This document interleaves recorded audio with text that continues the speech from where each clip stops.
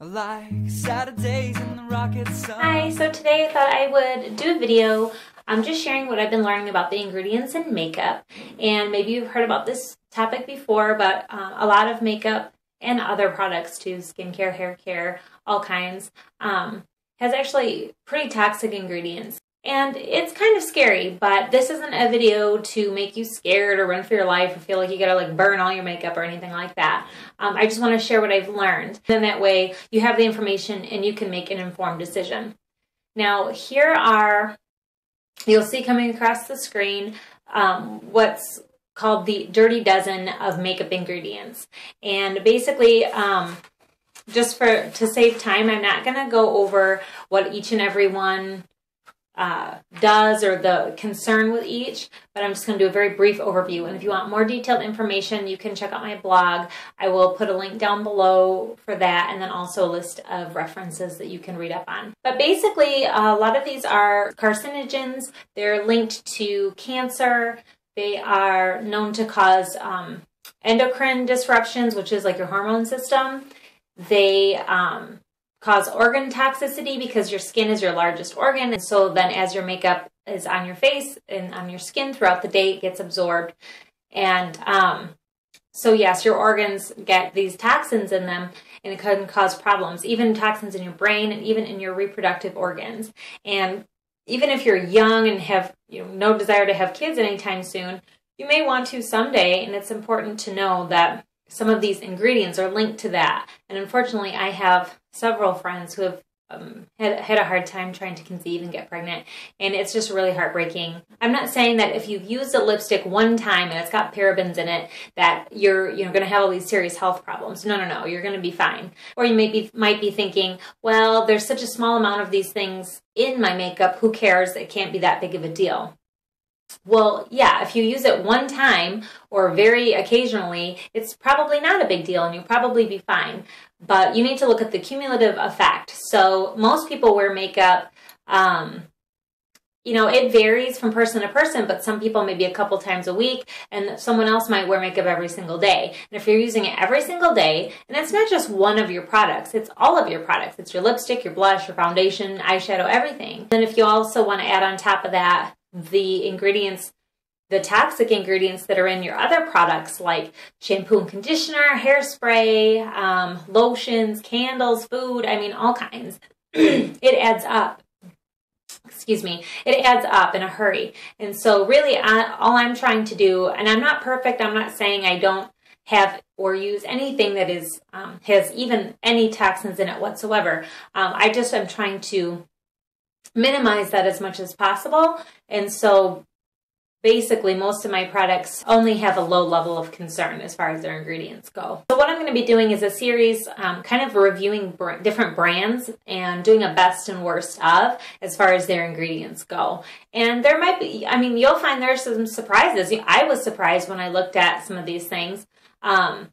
I kind of assumed that maybe it would just be drugstore stuff, but the higher end, more expensive makeup would be better. And that is not necessarily the truth at all. In fact, there's some good drugstore or affordable, inexpensive makeup that has decent ingredients, and then there's also some really expensive high-end stuff that has really terrible. So you don't want to make any assumptions. You also don't want to assume, as I did, well, this is a brand that's kind of known for being more natural, and so all of their products are going to be okay.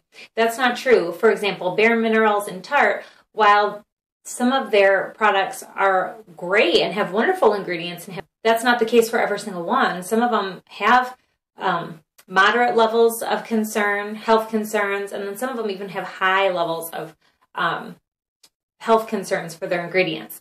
So you don't want to make any assumptions.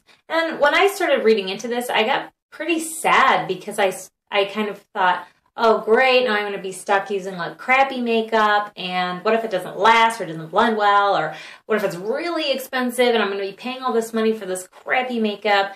That's not true, as I found. And that's the good news. You can find a whole range. You can find inexpensive stuff at the drugstore or more affordable makeup that has better ingredients. And then if you like the more high-end stuff, there's plenty of that too. My cats are fighting outside the store. This may seem overwhelming at first, but don't worry. There are ways that you can test and see if your makeup is okay. Because if you're like I was and you look on the back of the ingredients list, it would be like Greek. I didn't even know what it meant. So there are 2 search engines I use to look up the makeup that I'm interested in buying before I buy it. And that one is The Good Guide, goodguide.com. And that one is awesome. You just plug in the brand or the product that you're looking for, and not just makeup, all kinds, and do a search. And they have so many, just thousands and thousands of products that they rate. And they not only rate the health concern level, but they also look at how socially conscious they are. Are they using child labor? Are they using slave labor? Are their employees getting decent compensation and a fair wage? Which I think is so amazing. And then they also rate how eco-conscious they are. Are they considering the environment with what they're doing, what they're making, what they're producing? Not only do they give the rating, but they also say why. They point out which ingredients are more questionable, and then they say why. It's awesome. The other search engine I use is called Skin Deep, and it's through the Environmental Working Group. So the website, I believe, is ewg.org/skindeep. I'll post a link for both of those down below, but that one's great too, and they give you the health rating for the makeup. I tend to use Good Guide more just because it gives you more information, and it seems to have a lot more products rated.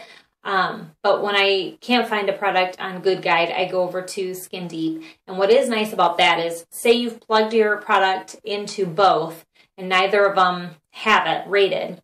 What you can do on the Skin Deep website is take your product's list of ingredients, either on the product itself or the box, and type it all in exactly how it says, how it's written on the box, and it'll give you an approximate rating. Now, some ratings are going to be better than others because depending on how much information they give you on the product, the box or the list of ingredients.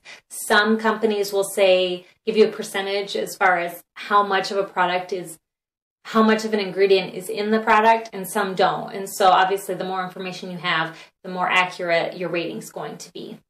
So yes, I'm excited to be doing this. I hope you'll find it interesting. And really, the point of it isn't to say you should throw out all your makeup.